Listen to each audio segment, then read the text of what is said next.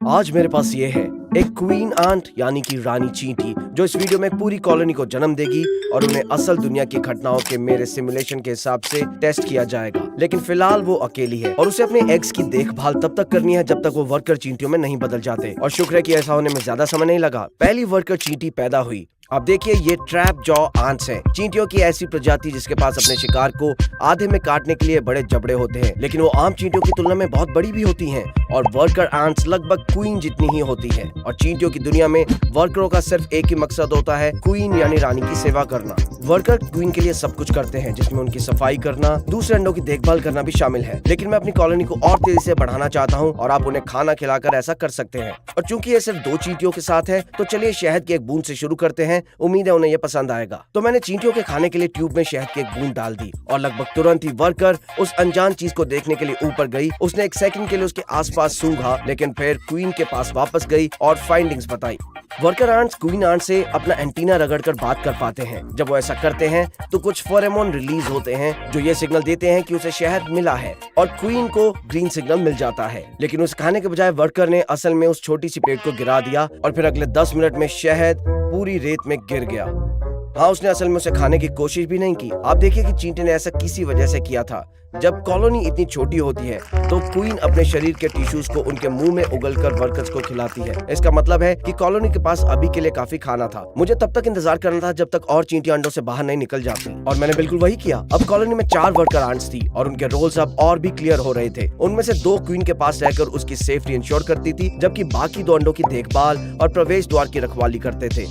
अब ये एक ऐसी कॉलोनी है जो मेरे खाने को स्वीकार करेगी, और इस बार मैं सिर्फ उन्हें शहद नहीं दूंगा, मैं उन्हें दूंगा एक जीवित शिकार। Everyone say welcome to flightless fruit flies। सच कहूं तो ये दुनिया का सबसे डिप्रेसिंग एनिमल है। ये ना केवल बेहद छोटी होती हैं, बल्कि एक ऐसी मक्खी है जो उड़ ही नहीं सकती। अरे यार, मक्खी का काम क्या होता है? उड़ना ही तो होता है ना। ऑलराइट, ये बहुत ही सिंपल प्रोसेस है। सबसे पहले मैंने एक ट्यूब ली, उसमें मैंने फ्लाइटलेस फ्रूट फ्लाई को डाला और मैं बस इस चींटियों वाली ट्यूब के पास रख दूंगा और फिर सावधानी से इस कॉटन बॉल को निकालूंगा और बस मक्खी अब अंदर चली जाएगी। उम्मीद है कि ये शहद से बेहतर होगा। और दोस्तों, तुरंत ही ये मक्खी उस चींटियों वाली ट्यूब में घुस गई और फिर मैंने उसको ऊपर से बंद कर दिया। अब ये मक्खी इतनी छोटी थी कि चींटियों का इस पर ध्यान ही नहीं गया, लेकिन जल्द ही पहली वर्कर आंट ने उसे देख लिया। चींटी ने अपना जबड़ा खोला और मक्खी पर झपट पड़ी, लेकिन निशाना चूक गया। जल्दी दूसरी वर्कर आंट ने भी अपना ध्यान उस पर डाला और देखते ही देखते सभी चींटियों की नजर उस मक्खी पर पड़ गई। लकीली 1 मिनट के बाद एक वर्कर आंट ने निशाना साधा और काम तमाम। पलक झपकते ही बेचारी मक्खी की जान चली गई। मक्खी को धीरे धीरे नली के पिछले हिस्से में ले जाया गया ताकि उसे बाद में खाने की तरह यूज किया जा सके। अब यहाँ पर काफी भीड़ होने लगी है। 3 और वर्कर आंट्स आ गई हैं और एक और निकलने वाली है। हालांकि ये मेरी कॉलोनी के लिए अच्छा नहीं है। जैसा कि आप देख सकते हैं कि ट्यूब बहुत क्रैम्प्ड हो रही है, लेकिन कुछ चींटियां चल भी नहीं पा रही हैं, इसलिए मुझे इन चींटियों को एक नए घर में ले जाना होगा और मेरे पास उसका आइडिया है। लेकिन टेरा ग्रीन चैनल पर हम ऑनलाइन जाकर चींटियों का नेस्ट नहीं लेने वाले, बिल्कुल भी नहीं। इसके बजाय मैंने एक ईंट निकाली और मैं इसे ही चींटियों का घोंसला बनाने जा रहा हूँ। जी हाँ, मैं मजाक नहीं कर रहा हूँ। मैंने बस एक हथौड़ा और छेनी का इस्तेमाल किया और ईंट पर एक छोटा सा घोंसला डिजाइन कर दिया। आप जानते ही होंगे कि चींटियों की कॉलोनीज में आमतौर पर अपने घोंसले में इस तरह की कई छोटी छोटी तंग दरारें होती हैं, क्योंकि इससे उन्हें अंडे, भोजन और कचरा जैसी अलग अलग चीजें रखने में आसानी होती है। अपनी कार्विंग पूरी करने के बाद मैंने इसे ब्लू कलर से रंग दिया और फिर मैंने एक ट्रांसपेरेंट शीट से इसे ढक दिया। सबसे अच्छी बात यह है कि मैंने यहाँ एक छोटा सा छेद बनाया है जिससे मैं स्पंज से पानी निचोड़ सकता हूँ और इससे पूरे घोंसले में नमी का स्तर सही रहेगा, क्योंकि जाहिर तौर पर चींटियों को नमी पसंद होती है। खैर, ये रहा टेरा ग्रीन आंट नेस्ट जो अब ट्रैप जॉ आंट्स के लिए तैयार है। मैंने एक ट्यूब ली और उसे मैंने उस नेस्ट के दूसरे एंड पर लगा दिया और इमीडिएटली एक वर्कर आंट का उसमें थोड़ा सा इंटरेस्ट जागा। उसे ये नहीं पता था कि वो कहाँ जा रही है, लेकिन वो सीधा अपने नए नेस्ट में जा पहुंची। उसका ये डिसीजन काफी ब्रेव था, लेकिन वहां जाते ही उसने उसे अच्छे से एक्सप्लोर किया और उसकी समझ में आ गया कि ये क्या है। वो काफी एक्साइटेड थी।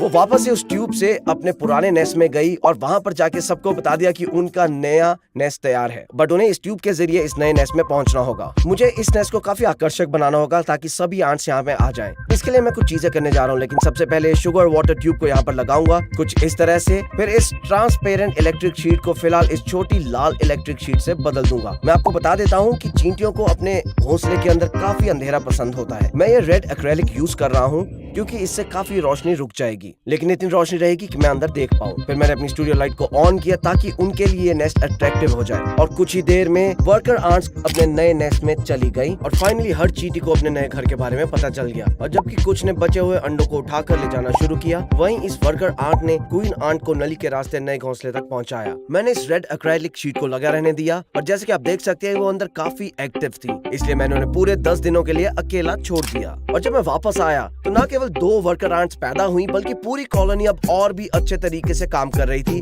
और ऐसा लग रहा था कि हर चींटी हमेशा कुछ न कुछ काम में बिजी थी। उन्होंने क्वीन और सभी अंडों को अंदर रखने के लिए एक छोटी सी तंग जगह भी ढूंढ ली थी, और यहीं से मजा शुरू होता है, क्योंकि अब जब चींटियों के पास अपना छोटा सा नेस्ट है तो मैं उनके लिए अलग अलग एनवायरनमेंट बना सकता हूँ जहाँ जाकर वो अपना खाना ढूंढ सकती हैं। और जैसे कि आप देख सकते हैं मेरे पास पहली बाहरी दुनिया है। इस पहले आउटर वर्ल्ड के लिए मैं इसे सिंपल रखना चाहता हूँ, बस पूरे एनक्लोजर में ऑरेंज रेत बिछा देता हूँ, फिर को थोड़े पत्थर और एक छोटा कैक्टस लगा दूंगा, जिसे रेत में लगाना थोड़ा मुश्किल था, और दस्ताने पहने होने के बावजूद भी ये मुझे चुभता रहा और इससे थोड़ा दर्द भी हुआ। अब सबसे इम्पोर्टेंट चीज, ये फ्लू ऑन। ये एक लिक्विड होता है जिसे आप रुई के गोले पर लगाकर बाड़े के ऊपर रगड़ते हैं।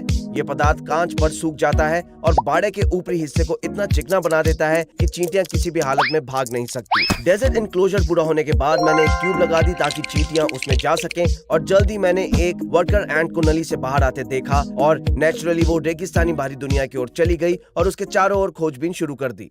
अब इस बाहरी दुनिया को बनाने का मेरा कारण यह है कि मैं इन बड़े जबड़ों को टेस्ट करना चाहता हूं कि क्या वो अपने से बड़े शिकार को मार गिरा सकती हैं। इसलिए मैं बिल्कुल भी टाइम वेस्ट नहीं करूंगा और मैं डाल रहा हूं अंदर एक क्रिकेट को। और बहुत ही जल्द एक क्रिकेट का सामना हुआ चींटी से। दरअसल जाल वाले जबड़े वाली चींटियों के जबड़ों के अंदर छोटे छोटे बाल होते हैं। चींटी ने क्रिकेट पर हमला किया और अपने जबड़े चलाए, लेकिन निशाना चूक गया। उसने कई बार फिर से कोशिश की, लेकिन हर बार उसका निशाना चूकता ही रहा। दरअसल इसमें इतना टाइम लग गया कि क्रिकेट उस ट्यूब के जरिए उस घोंसले में पहुंच गया जहां पर बाकी सारी चींटियां थी। शायद ये इसकी बहुत बड़ी गलती होगी। अब बात सिर्फ खाने की नहीं थी, कॉलोनी को इस क्रिकेट को मारना होगा ताकि क्वीन को कोई नुकसान न पहुंचा सके।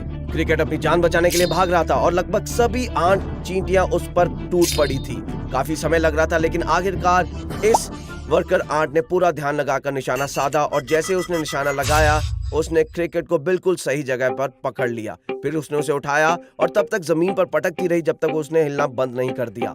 हाँ, ये काफी क्रूअल था, लेकिन कॉलोनी ने सक्सेसफुली डेंजर को एलिमिनेट कर दिया। खैर, अगले कुछ दिनों तक मैंने कॉलोनी की निगरानी जारी रखी, ये करने के लिए कि उनके अंडे ठीक से बढ़ रहे हैं, और मैंने उन्हें कुछ और फ्लाइंग लेस फ्लाइज भी खिलाई। आखिरकार अब बारी थी डे 97 की। कॉलोनी में अब 12 वर्कर आंट्स थी और एक क्वीन थी, लेकिन मैंने देखा कि नेस्ट में एक चींटी कोने में मरी पड़ी थी। शायद ये वर्कर आंट थी, क्योंकि कभी कभी उन पहली चींटियों का जीवन काल यानी कि लाइफ टाइम सिर्फ 1 या 2 महीने ही होता है। खैर, उस मरी हुई चींटी के बावजूद भी कॉलोनी अब अच्छे से आगे बढ़ रही थी, और इसी वजह से मुझे लगता है कि ये कॉलोनी अब एक पूरी नई बाहरी दुनिया के लिए तैयार है, क्योंकि जैसे कि आप देख सकते हैं कि उन्होंने रेगिस्तान को तो एक कचरे का मैदान बना दिया है। इसलिए मैंने एनक्लोजर निकाला और उसे बनाना शुरू कर दिया। इस एनक्लोजर के लिए मैं फर्श को इस सुंदर और शाइनी ग्रीन कलर की घास से ढकूंगा, और डेकोरेशन को मैं बहुत ही सिंपल रखने वाला हूँ। बस शाल के 2 छोटे टुकड़े लगाए हैं, और एंड में मैंने ये पाइप भी लगा दिया ताकि चींटियां इस तक पहुंच सकें। हालांकि मैं नहीं चाहता था कि वो जल्दबाजी करें, इसलिए मैंने उन्हें कुछ दिनों का टाइम दिया। डे 98 और डे 99 तक सभी आंट्स बहुत ही सेफ थी, लेकिन जब मैं डे 100 पर वापस लौटा तो मैंने देखा कि वहाँ पर सिर्फ एक ही आंट थी। मैं बहुत कंफ्यूज था कि बाकी की चींटियां कहाँ गई। शायद वो इधर उधर घूम रही थी, लेकिन मैंने डेजर्ट एनक्लोजर को देखा, वहाँ भी नहीं थी, यहाँ पर भी नहीं थी। पता है क्या हुआ? मेरे से गलती हो गई। एक छोटी सी दरार रह गई थी, जिसमें से रातों रात सारी चींटियां निकल गईं सिवाय एक के। और ये कोई आम चींटी नहीं थी, ये थी क्वीन चींटी। रानी चींटियां बिना दूसरी चींटियों के साथ घोंसला नहीं छोड़ती, इसलिए वो 100 दिन भी यहाँ बिल्कुल अकेली थी, ठीक वैसे ही जैसे पहले दिन थी। ये सच में बहुत ही अजीब है। मेरा मतलब मैंने 100 डे के लिए काफी चीजें प्लान की थी, लेकिन अब मेरे पास कोई ऑप्शन ही नहीं है। यहाँ पर कोई भी वर्कर आंट बची ही नहीं है। अभी बस एक ही ऑप्शन बचा है। मैंने इस रुई का गोला लिया, क्वीन आंट को उससे उठाया और उसे एक नई टेस्ट ट्यूब में डाल दिया। उसने एक बार पहले भी अकेले एक कॉलोनी की शुरुआत की थी, तो वो इस बार भी ऐसा कर ही लेगी। चलिए डेज काउंट करना बंद करते हैं और इसे एक बार फिर से करते हैं।